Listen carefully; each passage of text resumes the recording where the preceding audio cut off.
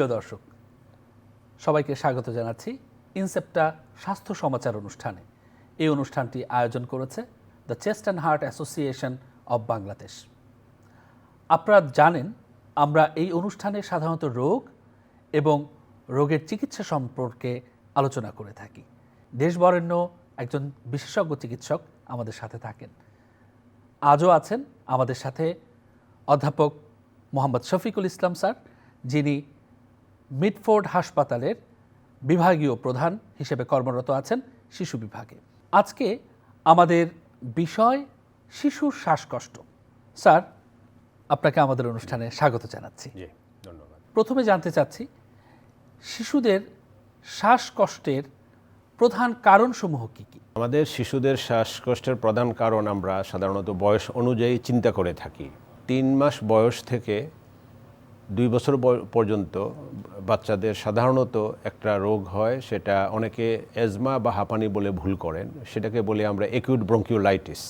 সেটাতে তার ঘন ঘন বাচ্চারা শ্বাস নেয়, শ্বাসকষ্ট হয় এবং তার বুকের ভিতরে শো শো শব্দ হয়। যদিও তার মুখের অবস্থা বা প্লেফুল ওয়েল অ্যালার্ট থাকে, তারপরেও শ্বাসকষ্ট হচ্ছে। এটাকে আমরা 3টা কথায় সহজে মনে রাখতে পারি: হাঁচি, কাশি এবং বাঁশি। বাঁশির শো শো শব্দর মতো বুকে কান পাতলে গার্জিয়ানরাও শুনতে পাবেন। এই 3টা জিনিস যদি থাকে, সেটাকে বলবো আমরা অ্যাকিউট ব্রঙ্কিওলাইটিস বা ছোট বাচ্চাদের শ্বাসকষ্টের প্রধান কারণ। আর তারপরে আসে আমাদের হাঁপানি অথবা ব্রঙ্কিয়াল অ্যাজমা। সাধারণত 2 বছর বয়সের পর থেকে বা 5 বছর বয়সের পর থেকে পরবর্তী 40-44 বছর বয়স পর্যন্ত আমাদের শিশুদের 5 বছর বয়স থেকে 15 বছর বয়স পর্যন্ত এই শ্বাসকষ্টের প্রকোপটা বেশি হয়ে থাকে, এই হাঁপানি বা শ্বাসকষ্ট।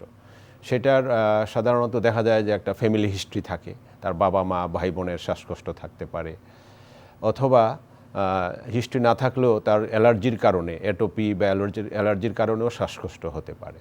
তো শীতকালে এই শ্বাসকষ্টটা বেড়ে যায়, কারণ শীতল আবহাওয়া থাকে, বিভিন্ন ধরনের আমাদের অ্যালার্জেন বা পলিউটেন্টস, ডাস্ট, ধোঁয়া, এই জিনিসগুলো বা বিভিন্ন ধরনের ইনফেকশন হয়, ভাইরাল ইনফেকশনের কারণে এই শ্বাসকষ্টটা হয়ে থাকে। আরেকটা শ্বাসকষ্ট হয় যেটা আমরা সবাই জানি, নিউমোনিয়া বা বুকের জীবাণুর কারণে ইনফেকশন হয়ে থাকে। এই নিউমোনিয়াতে শ্বাসকষ্ট হয়, কাশি হয়, ঘন ঘন শ্বাস নেয়, তার তীব্র জ্বর থাকে এবং তার শরীর ব্যথা, অনেক সময় সে খাওয়া কমিয়ে দেয় এবং সে নেতিয়ে পড়ে। সাধারণত এই 3টা কারণেই বাচ্চাদের শ্বাসকষ্ট হয়ে থাকে। এই শ্বাসকষ্টের বিপদ লক্ষণগুলো কি কি, যেগুলো দেখলে একজন অভিভাবক বা তার মা বা বাবা একজন চিকিৎসকের শরণাপন্ন হবেন? লক্ষণ হলো ঘন ঘন শ্বাসকষ্ট নিবে। দেখা যাবে যে তার বয়স অনুযায়ী এগুলোর ভাগ আছে। মিনিটে সে 50 বার, 60 বার বা তারও বেশি শ্বাস নিচ্ছে, তার শ্বাসকষ্ট হচ্ছে। গার্জিয়ান দেখলেই বুঝতে পারবে সে শ্বাস নিচ্ছে, বুক দেবে যাচ্ছে বা বুকের নিচে দেবে যাচ্ছে। তারপরে সে অতিরিক্ত শ্বাসকষ্ট হলে সে নীল বা কালো হয়ে যাচ্ছে। তারপরে তার যদি নিউমোনিয়ার কারণে শ্বাসকষ্ট হয়, তীব্র জ্বর থাকবে, সে নেতিয়ে পড়বে, ঘন ঘন শ্বাস নিবে এবং সে দেখা যাবে যে কথা বলতেও পারছে না, একদম টক্সিক বা বিষক্রিয়ার মতো বা বিষময় তার ফেসটা হবে। তো এই জিনিসগুলো যদি আমরা দেখি, আর শো শো শব্দ হলে অ্যাকিউট ব্রঙ্কিওলাইটিসের ক্ষেত্রে, আর অ্যাজমার ক্ষেত্রে দেখা যাবে যে অনেক সময় সাইলেন্ট চেস্ট, যে বুকে কোনো শব্দই নাই, এটা যখন খুব বেশি শ্বাসকষ্ট হবে, এটাকে বলি আমরা মেডিকেলের ভাষায় সাইলেন্ট চেস্ট, কোনো শব্দ শোনা যাচ্ছে না শ্বাসের। তো এই লক্ষণগুলো দেখলে আমরা অবশ্যই বলবো গার্জিয়ানদের চিকিৎসকের শরণাপন্ন হওয়ার জন্য অথবা হাসপাতালে অতি সত্বর নিয়ে যাওয়ার জন্য।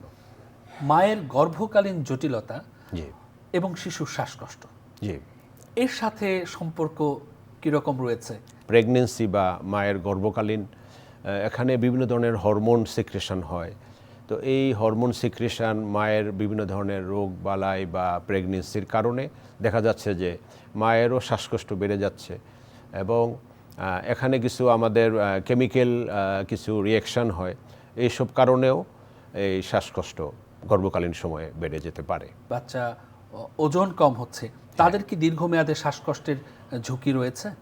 কিছু কিছু ক্ষেত্রে ঝুঁকি রয়েছে। শ্বাসকষ্ট নবজাতক বাচ্চাদের, গর্ভকালীন মার যদি শ্বাসকষ্ট হয়ে থাকে, নবজাতক বাচ্চাদের বিভিন্ন কারণে শ্বাসকষ্ট হতে পারে, যেটা আমরা একটা আছে পেরিনেটাল অ্যাসফিক্সিয়া, শ্বাস নিতে দেরি করছে, জন্মের পরেই 1 মিনিট বা তার পরবর্তী যদি শ্বাস নেয়।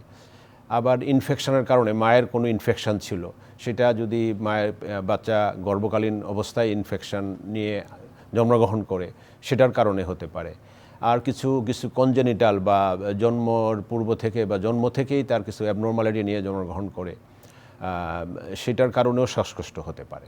বাচ্চাদের যে পুষ্টিহীনতা, এই পুষ্টিহীনতার সাথে এরকম শ্বাসনালীর সংক্রমণ এবং শ্বাসকষ্ট, এগুলোর সম্পর্কটাকে আপনি কিভাবে দেখছেন? একটা জিনিস যেটা আমাদের প্রাপ্তবয়স্কদের, আমাদের যে ইমিউনিটি বা প্রতিরোধ ক্ষমতা অনেক বেশি, বাচ্চাদের প্রতিরোধ ক্ষমতা অনেক কম। এখন পুষ্টিহীনতা হলে তাদের প্রতিরোধ ক্ষমতা কমে যায়। আমাদের যে সেল মেডিয়েটেড ইমিউনিটি অথবা কোষ থেকে কিছু আছে আমাদের প্রতিরোধ ক্ষমতা দিয়ে থাকে, আরেকটা আছে অ্যান্টিবডি মেডিয়েটেড ইমিউনিটি বা প্রতিরোধ ক্ষমতা। তো এই জিনিসগুলো বাচ্চাদের কম থাকে। যদি বাচ্চারা ঠিকমতো পুষ্টি গ্রহণ করে, খাবার দাবার খায়, তাহলে তাদের এই এগুলো আস্তে আস্তে ডেভেলপ করে এবং এই ধরনের শ্বাসকষ্টজনিত রোগ থেকে তারা অনেকটাই রক্ষা পাবে।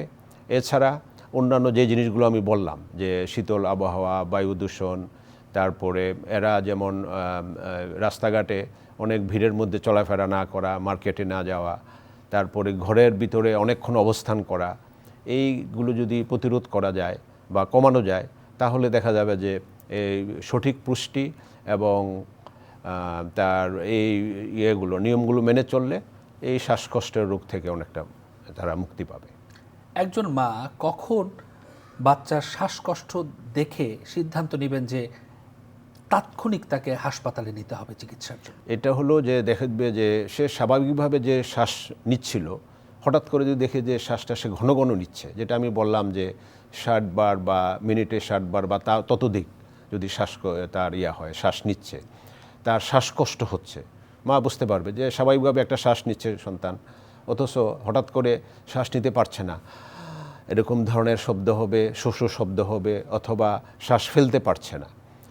আর তার যদি দেখা যায় যে সে খাবার দাবার কমিয়ে দিয়েছে এবং নেতিয়ে পড়েছে, উইক বা দুর্বল হয়ে পড়েছে, এবং তার শরীরের তাপমাত্রা যদি খুব তীব্র, 3 দিন বা তার বেশি সময় তীব্র তাপমাত্রা থাকে, এই জিনিসগুলো দেখলে সাথে সাথে চিকিৎসকের শরণাপন্ন হওয়া উচিত। তখন আমরা সাথে সাথে অথবা হাসপাতালে নিতে হবে।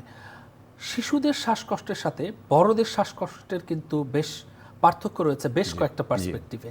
আপনি যদি সেই বিষয়ে আমাদেরকে কিছু বলেন। হুইজ বা শোষ শব্দ হচ্ছে, যেমন অ্যাকিউট ব্রঙ্কিওলাইটিস, এটা 2 বছর পরে থাকবে না, সাধারণত 2 বছর পরে ম্যাক্সিমামই 95 বা 99% ভালো হয়ে যায়। আবার নিউমোনিয়া সাধারণত এটা 1 বার বা এরকম 2 বার হয়। যখন হয়, এটা সঠিকভাবে চিকিৎসা করলে সঠিক সময়ে নিউমোনিয়া জনিত যে শ্বাসকষ্ট, সেটাও ভালো হয়ে যায়। বাকি থাকে আমাদের যে ব্রঙ্কিয়াল অ্যাজমা বা হাঁপানি। তো এই হাঁপানিটা যদি ফ্যামিলিয়াল হয়, যে বাবা মা বা ভাই বোনের কারো থেকে থাকে, সেই ক্ষেত্রে সেটা কন্টিনিউ করতে পারে, পরবর্তীতে অ্যাডাল্ট বা প্রাপ্তবয়স্কে গিয়েও এটা কন্টিনিউ করতে পারে।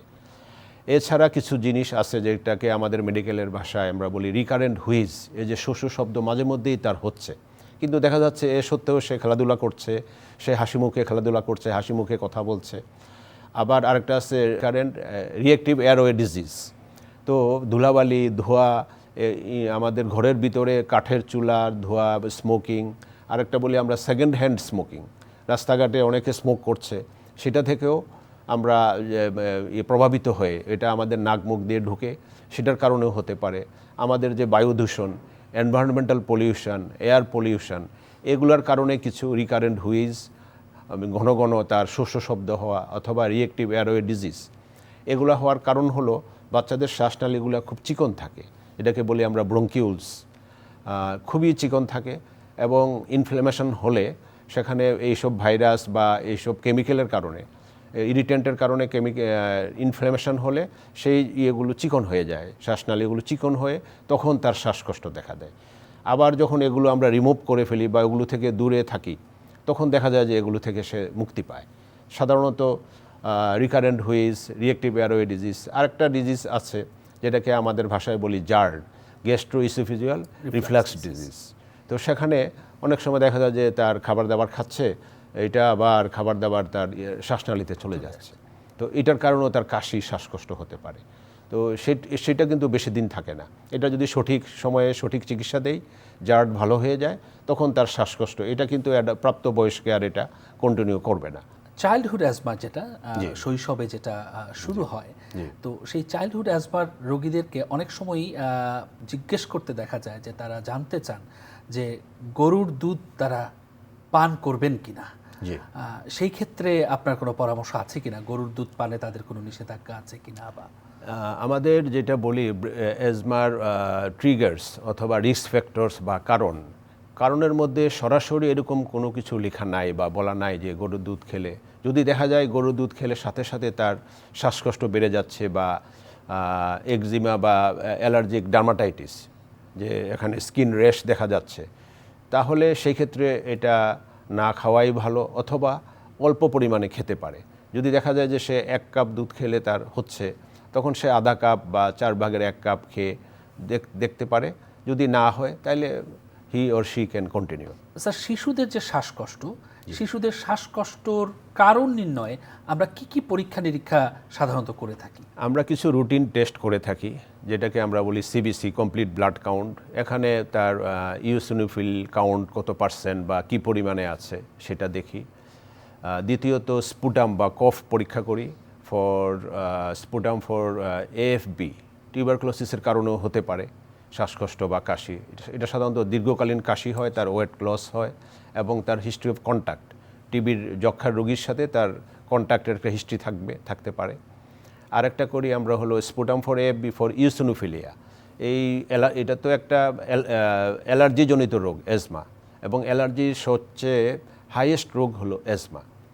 প্রথমে শুরু হয় আমাদের যেটা বললাম স্কিন রোগ দিয়ে, তারপরে আমাদের নাকে যেটা অ্যালার্জিক রাইনাইটিস বলি, অ্যালার্জিক কনজাংটিভাইটিস, চোখ লাল হয়ে যেতে পারে, তারপরে সব শেষে আমরা বলি অ্যাজমার কথা। এবং এটাকে বলি আমরা অ্যাটোপিক মার্চ। অ্যাটোপিটা শুরু হয় স্কিন দিয়ে, নাকে যাবে, চোখে যাবে, then it will go to bronchial asthma. তো এই পরীক্ষা করি আমরা, চেস্ট এক্সরে করে দেখি, যদি খুব বেশি তার অ্যাজমা হয় সেখানে কালো কালো শ্যাডো দেখা যাবে, যেটাকে বলি আমরা হাইপার ট্রান্সলুসেন্সি মেডিকেলের ভাষায়। এরপরে আমরা কিছু স্পেসিফিক লাং ফাংশন টেস্ট করে থাকি, স্পাইরোমেট্রি করে থাকি, রিভার্সিবিলিটি টেস্ট করে থাকি, আর একটা করি পিক ফ্লো মিটার দিয়ে রিড। অনেক সময় এরকমও দেখা যায় যে একটা বাচ্চা দীর্ঘদিন ধরে শ্বাসকষ্টে ভুগছে এবং বিভিন্ন ধরনের ইনহেলার্সও ব্যবহার করছে বা নেবুলাইজার ব্যবহার করছে, পরবর্তীতে গিয়ে দেখা যায় যে তার হার্টে সমস্যা। জি। আর আমাদের যে এই অ্যালার্জি, ঠান্ডাজনিত রোগগুলো মেনলি আমাদের যে শ্বাসতন্ত্রের রোগ, তো এটার পাশাপাশি আমাদের হার্টের সমস্যার কারণেও শ্বাসতন্ত্রের কিছু শ্বাস সমস্যা দেখা দিতে পারে। যেমন কিছু কিছু বাচ্চাদের কনজেনিটাল হার্ট ডিজিজ থাকে, হ্যাঁ, তো সেগুলার দেখা যায় যে সায়ানোটিক হার্ট ডিজিজ, তখন সে শ্বাস নিতে পারছে না, যেহেতু হার্টের সমস্যার কারণে শ্বাস নিতে পারছে না, তখন সে শ্বাসকষ্ট হচ্ছে। এটা হয়তো আমরা অনেকে মনে করি, কেউ এটা অবশ্য কেউ মনে করি গার্জিয়ানরা, বা এটা হয়তো তার শ্বাসতন্ত্রের রোগ, কিন্তু মূলত সেটা সেই ক্ষেত্রে আমরা কিছু সাইন সিমটম আছে যে সে শ্বাসকষ্ট, তার কাশির চেয়ে শ্বাসকষ্টটা বেশি হবে, তারপরে তার হার্ট চেক করলে বোঝা যাবে। এই জন্য তখন আমাদের যে শিশু চিকিৎসক অথবা শিশু হৃদরোগ বিশেষজ্ঞের শরণাপন্ন হতে হবে। এছাড়া এটাকে বলি আমরা কার্ডিয়াক অ্যাজমা। অনেক সময় হার্ট ফেলিউরের কারণে তার শ্বাসকষ্ট হচ্ছে, কাশি হচ্ছে, লাংসে পানি জমে যাচ্ছে, তখন শ্বাসকষ্ট হচ্ছে, কাশি হচ্ছে, তো এটার কারণেও হতে পারে হার্ট ফেলিউর। স্যার, আরেকটা বিষয় যেটা আপনার কাছে জানতে চাবো, মায়েরা বা অভিভাবকরা অনেক সময় শিশুর শ্বাসকষ্ট হচ্ছে, পাশে দোকানে নিয়ে যাচ্ছেন, ওনারা নেবুলাইজ করছেন। হ্যাঁ, আমাদের আসলে এই ব্যাপারে আমিও অনেক এগুলো ফেস করি। আমাদের কাছে অনেক রোগী আসে, আমার চেম্বারেও আসে, দেখি যে বিনা কারণে একটু কাশি হলেই, অনেক সময় কাশিও নাই, হ্যাঁ, নেবুলাইজ করছে। কারণ ওই দোকানে গেলেই এদের একটা বিজনেস পারপাস সার্ভ হয়, আর এছাড়া রোগীর লোকও মনে করে হয় একটু কাশি হচ্ছে। আর কাশি কিন্তু একটা প্রথম কথা এটা হলো উপসর্গ, আরেক দিক দিয়ে আমরা মেডিকেল সায়েন্সে বলি এটা একটা প্রোটেক্টিভ আমাদের প্রক্রিয়া, যে আমার শ্বাস নাকে মুখে একটু ধুলাবালি ঢুকলে আমি একটা কাশি দিব, কাশি দিয়ে ধুলাটা বের করার চেষ্টা করব। শ্বাসনালীতে এটা আমাদের লেরিংসে যেতে পারে, ট্রাকিয়া যেতে পারে, কাশি দিয়ে এটাকে বের করে দিব। অথবা কোনো কিছু জমা হয়ে আছে, একটু কফ সিক্রেশন জমা হয়ে আছে, এটা কিন্তু একটা প্রোটেক্টিভ প্রক্রিয়া। নর্মালি দিনে 5-10 বার আমরা এমনি কাশি দিতে পারি, দিয়ে থাকি, বাচ্চারাও দিয়ে থাকতে পারে। তার মানে এই না যে তাকে সাথে সাথে আমি নেবুলাইজ করব কাশি দিলেই, এটা প্রোটেক্টিভ প্রক্রিয়া। কিন্তু এটা যদি তার হয় খুব বেশি কাশে, সে অতিরিক্ত কাশি কাশে, ক্রনিক কাফ হয়, সাথে অন্য কোনো সিমটম থাকে, শ্বাসকষ্ট থাকে, আর নেবুলাইজেশন করার প্রথম ইন্ডিকেশন হলো শ্বাসকষ্ট। সেটা অবশ্যই একজন চিকিৎসকের পরামর্শ নিয়ে নেবুলাইজ করতে হবে। কারণ আমরা চিকিৎসকরা একজন এমবিবিএস ডাক্তার থেকে শুরু করে শিশু বিশেষজ্ঞ পর্যন্ত বা প্রফেসর পর্যন্ত তারা স্টেথোটা বুকে দিলেই বুঝতে পারবেন যে তার শ্বাসকষ্ট হচ্ছে। হ্যাঁ, যেটাকে আমরা বলি শো শো শব্দ হোক অথবা রংকাই বা হুইজ, এগুলো আমরা হুইজ খালি কানেও শোনা যায়, এরকম কিছু হলেই কেবল আমরা নেবুলাইজ করব। এবং নেবুলাইজ করার একটা নিয়মও আছে, এগুলো কতটুকু আমরা দিব, যে আমরা যেগুলো দিয়ে থাকি সালবুটামল অথবা আমরা ইপ্রাটোমিয়াম ব্রোমাইড, নর্মাল স্যালাইন, ব্রুডিকর্ড, স্টেরয়েড দিয়ে থাকি, এগুলো তার এইজ ওজন অনুযায়ী সঠিক মাপ অনুযায়ী আমরা দিয়ে থাকি। এখন ফার্মেসির দোকানদার সে তো আর এগুলো জানবে না, সে তার ইচ্ছা মতো দিয়ে দিবে, ইন্ডিকেশন ছাড়া দিয়ে দিবে। Prevention is better than cure. এবং আপনি যে সকল কারণগুলো বললেন যে শ্বাসকষ্টের, সেখানে অনেকগুলো কারণ কিন্তু সংক্রামক ব্যাধি বা ইনফেকশনের কারণে হচ্ছে। তো আমরা ইপিআই শিডিউল অনুযায়ী বাচ্চাদেরকে যে টিকা দিয়ে থাকি, এই টিকার পাশাপাশি কি আরও কোনো টিকা আছে যেগুলো নিলে আমাদের বাচ্চারা শ্বাসকষ্ট থেকে মুক্ত থাকতে পারবে? ইপিআই শিডিউলের বাইরে কিছু, যেমন আমি বললাম কারণের মধ্যে যে ফ্লু বা ইনফ্লুয়েঞ্জা, তো এই ফ্লু বা ইনফ্লুয়েঞ্জা টিকা বিভিন্ন কোম্পানির বিভিন্ন নামে পাওয়া যাচ্ছে, যেমন ইনসেপ্টার, ইনফ্লুভ্যাক্স নামে পাওয়া যাচ্ছে বিভিন্ন দেশি বিদেশি কোম্পানি। তো এটা যদি শীতের শুরুতে, যখন তার এই প্রবণতাটা বেশি হয়, তার ফ্লু বা এটা সাধারণত শীতকালে বেশি হয়, শীতকাল শুরু হওয়ার আগে যদি আমি এটা দিয়ে দিই, যে বাচ্চার এগুলার প্রবণতা বেশি, তাহলে দেখা যাবে যে তার এটা হবে না অথবা কম হবে। আর আমরা ফ্লুভ্যাক্স অথবা ইনফ্লুভ্যাক্স এই টিকাটাও দিতে পারি, তাইলে ইনফ্লুয়েঞ্জা থেকে মুক্তি পাব। কোনো বাচ্চা শ্বাসকষ্ট নিয়ে আমাদের কাছে আসে, তার সংক্ষেপে তার চিকিৎসা পদ্ধতি কেমন হবে সেটা যদি একটু বলতেন। শ্বাসকষ্ট নিয়ে আসলে প্রথমেই হাসপাতালে বা একজন অন্তত এমবিবিএস ডাক্তার, রেজিস্টার্ড ফিজিশিয়ানের কাছে আসবে। উনি দেখে যদি সত্যিকারের শ্বাসকষ্ট হয়, তাইলে প্রথম কাজ হলো তার শ্বাসকষ্ট উপশম করা। উপশম করার পরে তারপরে আমরা ইভ্যালুয়েট করব যে এই শ্বাসকষ্টটা কী কারণে হচ্ছে, তার বয়স অনুযায়ী। যেমন যদি 2 বছরের মধ্যে হয়, অ্যাকুইট ব্রঙ্কিওলাইটিস হবে, সেই ক্ষেত্রে আমরা অক্সিজেন দিব, তাকে হিউমিডিফাইড অক্সিজেন বলি, একটু গরম বাতাস। যেমন শীতকালে নর্মাল বাতাসটা ঠান্ডা, এই ঠান্ডা বাতাস দিলে তার কিন্তু শ্বাসকষ্ট আরও বেড়ে যাবে। এই জন্য আমরা বলি হিউমিডিফাইড অক্সিজেন, এটা একটু গরম এবং ইয়ার বাতাস ভিতর দিয়ে দিবে, এটা দিলে তার শ্বাসকষ্ট উপশম হবে। এছাড়া নেবুলাইজেশন প্রয়োজন হলে আমরা দিব, একবার দিব, না কমলে 20 মিনিট পর পর 3 বার দিব, তাহলে আস্তে আস্তে। আর যদি অন্য কারণে হয়, কারণ অনুযায়ী আমরা চিকিৎসা করব। নিউমোনিয়া যদি হয়, নিউমোনিয়ার চিকিৎসা করব, অ্যান্টিবায়োটিক দিব। ব্রঙ্কিয়াল অ্যাজমা হলে সেক্ষেত্রে আমরা এই নেবুলাইজ করব, অক্সিজেন দিব, প্রয়োজনে আমরা হাইড্রোকর্টিসন, স্টেরয়েড অথবা প্রেডনিসোলন দিব। অবশ্যই একজন চিকিৎসকের পরামর্শ। স্যার, আপনাকে অশেষ ধন্যবাদ আমাদের এই অনুষ্ঠানে আসার জন্য। জি, প্রিয় দর্শক, এতক্ষণ আমরা শুনছিলাম শিশুদের শ্বাসকষ্টে আমাদের করণীয় এবং চিকিৎসা পদ্ধতি। আশা করি আপনারা উপকৃত হয়েছেন।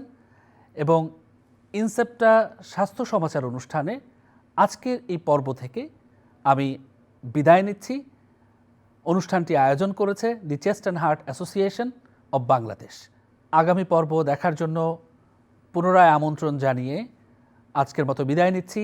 আপনারা ভালো থাকবেন, সুস্থ থাকবেন এবং নিরাপদে থাকবেন। আল্লাহ হাফেজ।